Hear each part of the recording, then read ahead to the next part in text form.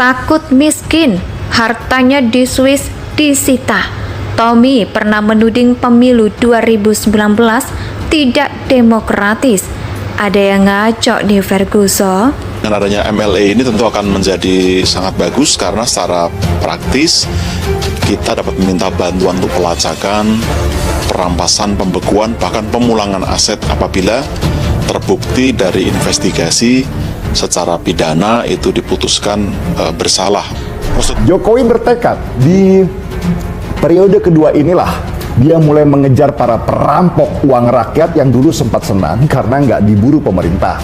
Salah satu yang dia incar adalah kasus BLBI atau Bantuan Likuiditas Bank Indonesia. Jadi bayangkan, ngerinya posisi Jokowi karena dia harus berhadapan dengan orang-orang yang besar dan super kaya itu.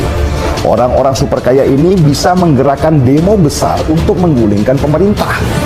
Jokowi harus seperti main layang-layang, tarik ulur supaya dia bisa menang. Jangan seperti Ahok dulu, tarik yang keras-keras, akhirnya putus karena pondasinya tidak kuat. Nah pertanyaannya, kenapa SBY selama ini tidak bisa melakukan apa yang telah dilakukan oleh Jokowi dalam hal merampas atau mengambil alih aset-aset negara yang selama ini dikuasai oleh keluarga Cendana? Ya mungkin karena SBY ini tidak punya cukup nyali, ya kan? Memang si SBY ini kan dari kalangan militer, sedangkan Jokowi meski dari kalangan sipil. Tapi kalau soal nyali, saya rasa semua rakyat Indonesia juga tahu siapa yang lebih berani. Good job! Indonesia sejak dulu kala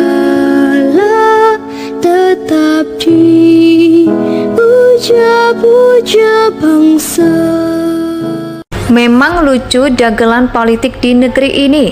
Saat gerombolan Amtik Cendana sibuk dengan isu PKI dan penolakan rancangan undang-undang HIV, pemerintah diam-diam mengesahkan rancangan undang-undang ML ini adalah perjanjian tingkat tinggi untuk menyita aset hasil korupsi di Swiss. Seakan kehabisan isu putra mahkota Cendana yang kini memimpin parpol turun gunung sendiri.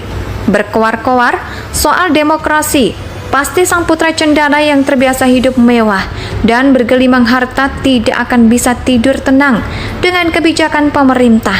Sayangnya harta melimpah saja tak cukup untuk bertarung di arena politik. Anak Orde Baru sudah kehilangan koneksi di tingkat elit, sedangkan otak mereka tidak sejak bapaknya.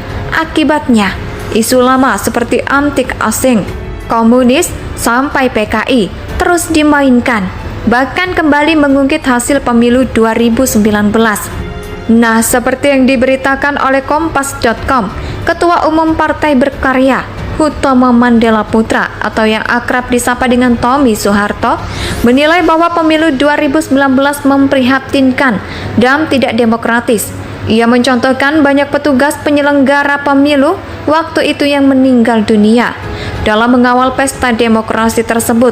Hal ini dikatakan Tommy waktu membuka rapat pleno Partai Berkarya yang disiarkan di saluran YouTube Cendana TV.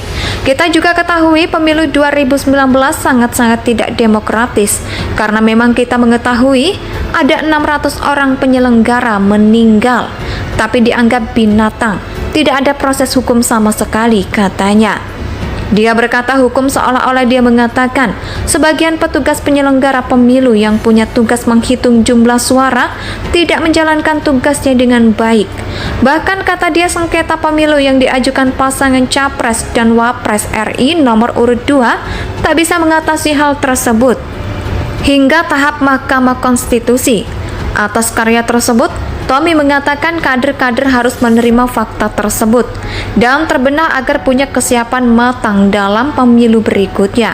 Mengingat Partai Berkarya belum berhasil melewati ambang batas parlemen 4%, kita harus berpikiran cerdas dan inovatif agar kita menjawab aspirasi kebutuhan rakyat dengan mewujudkannya dalam kerja yang nyata.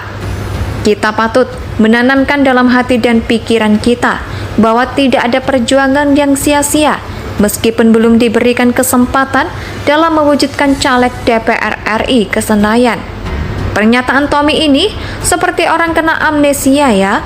Di era bapaknya sendiri dibatasi dan para ASN dan pegawai negeri dipaksa memilih Golkar yang menaungi Soeharto.